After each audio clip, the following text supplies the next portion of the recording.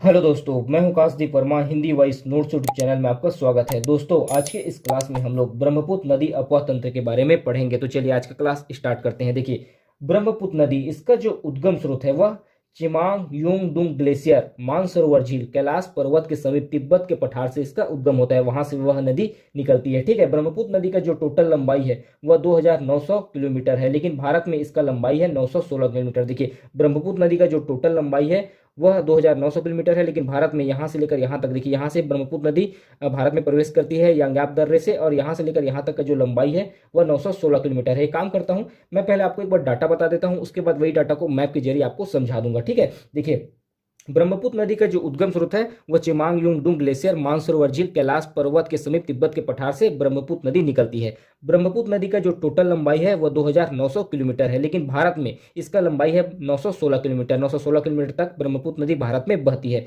ब्रह्मपुत्र नदी भारत में यांग्याप दर्रे अरुणाचल प्रदेश से भारत में प्रवेश करती है। यांग्याप दर्रे होते हुए अरुणाचल प्रदेश में प्रवेश करती है। उसके बाद देखते हैं ब्रह्मपुत्र नदी का नामकरण। देखिए, ब्रह्मपुत्र नदी को अलग अलग क्षेत्रों में अलग अलग नामों से जाना जाता है। देखिए, ब्रह्मपुत्र नदी को जब तिब्बत में बहती है, ब्रह्मपुत्र नदी जब तिब्बत में बहती है तो उसको सांगपो के नाम से जाना जाता है। जब ब्रह्मपुत्र नदी तिब्बत के बाद चीन में प्रवेश करती है तो उसको यारलुंग के नाम से जाना जाता है। चीन के बाद जब ब्रह्मपुत्र नदी यांग्याप दर्रे से अरुणाचल प्रदेश में प्रवेश करती है तो उसे दिहांग के नाम से जाना जाता है। उसके बाद अरुणाचल प्रदेश के बाद ब्रह्मपुत्र नदी असम में प्रवेश करती है तो उसको ब्रह्मपुत्र के नाम से जाना जाता है। असम पहुंचने के बाद ही उसका नाम ब्रह्मपुत्र पड़ता है। उसके बाद असम के बाद जब वह बहते हुए नीचे आती है और बांग्लादेश में प्रवेश करती है तो बांग्लादेश में प्रवेश करने के बाद ब्रह्मपुत्र नदी को जमुना नदी के नाम से जाना जाता है। ब्रह्मपुत्र नदी पर ही एक द्वीप बना हुआ है, नदी द्वीप, जिसका नाम है मांजुली द्वीप, और यह विश्व का सबसे बड़ा नदी द्वीप है। उसके बाद देखते हैं हम लोग प्रवाह क्षेत्र। देखिए, ब्रह्मपुत्र नदी का प्रवाह चीन, भारत और बांग्लादेश, इन तीन देशों में ब्रह्मपुत्र नदी का प्रवाह होता है। उसके बाद देखते हैं हम लोग ब्रह्मपुत्र नदी की प्रमुख सहायक नदी। देखिए, ब्रह्मपुत्र की प्रमुख सहायक नदी है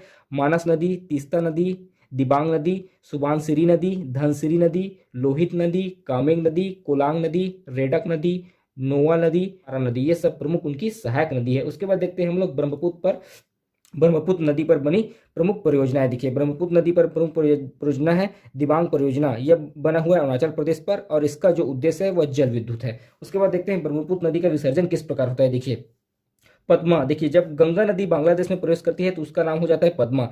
तो पद्मा के संगम के बाद इसकी जो संयुक्त धारा को मेघना कहा जाता है। मतलब ब्रह्मपुत्र नदी बांग्लादेश में प्रवेश करती है तो उसको जमुना के नाम से जाना जाता है। तो पद्मा और जमुना की संयुक्त धारा को मेघना कहा जाता है, जो कि सुंदरबन में डेल्टा का निर्माण करते हुए बंगाल की खाड़ी में गिरती है। ठीक है, और ब्रह्मपुत्र नदी विश्व का सबसे ऊंचा नौकागम्य नदी है। देखिए, इसको हम लोग मैप से समझते हैं। देखिए, यहाँ पास चिमांग युंगडुंग ग्लेशियर, मानसरोवर झील, कैलाश पर्वत के समीप तिब्बत के पठार से ब्रह्मपुत्र नदी निकलती है। जब वह तिब्बत क्षेत्र में बहती है तो उसका नाम क्या होता है, सांगपो होता है। ब्रह्मपुत्र नदी का जब तिब्बत के क्षेत्र में प्रवाहित होती है तो उसका नाम सांगपो होता है। उसके बाद जब चीन के क्षेत्र में ब्रह्मपुत्र नदी प्रवाहित होती है तो उसका नाम यारलुंग हो जाता है। उसके बाद यहाँ पास है यांग्याप दर्रा। यहाँ से वह भारत में अरुणाचल प्रदेश में प्रवेश करती है और अरुणाचल प्रदेश में प्रवेश करने के बाद ब्रह्मपुत्र नदी का नाम हो जाता है दिहांग। ठीक है, अरुणाचल प्रदेश के बाद जब असम में प्रवेश करती है ब्रह्मपुत्र नदी, उसके बाद उसका नाम ही ब्रह्मपुत्र नदी पड़ता है। देखिए, यहाँ पर तो यहाँ से लेकर अरुणाचल प्रदेश तक उसका नाम अलग अलग है ब्रह्मपुत्र नदी का। जैसे ब्रह्मपुत्र को तिब्बत में कहा गया सांगपो, चीन में कहा गया यारलुंग और अरुणाचल प्रदेश में कहा गया दिहांग। उसके बाद जब वह असम में प्रवेश करती है उसके बाद ही उसका नाम ब्रह्मपुत्र नदी पड़ता है। ठीक है, और उसके बाद वो नीचे आते हुए, देखिए ये वाला क्षेत्र जो है बांग्लादेश का है। जब बांग्लादेश में प्रवेश करती है तब ब्रह्मपुत्र नदी का नाम हो जाता है जमुना। ठीक है, और देखिए यहाँ से गोमुख गंगोत्री ग्लेशियर, महान हिमालय, जिला उत्तरकाशी उत्तराखंड से निकलती है गंगा नदी। इसका जो टोटल लंबाई है 2510 किलोमीटर है। यह बहते हुए यहाँ पर से जब भारत से बांग्लादेश में एंट्री करती है तो गंगा नदी का नाम क्या हो जाता है, पद्मा हो जाता है। तो पद्मा और जमुना दोनों की मिलने से जो संयुक्त धारा बनता है वो पद्मा के नाम से बांग्लादेश में बहती है। उसके बाद यहाँ से एक छोटी नदी और मिलती है, पद्मा वाले नदी में जाकर मिल जाती है, पद्मा नदी में जाकर मिल जाती है।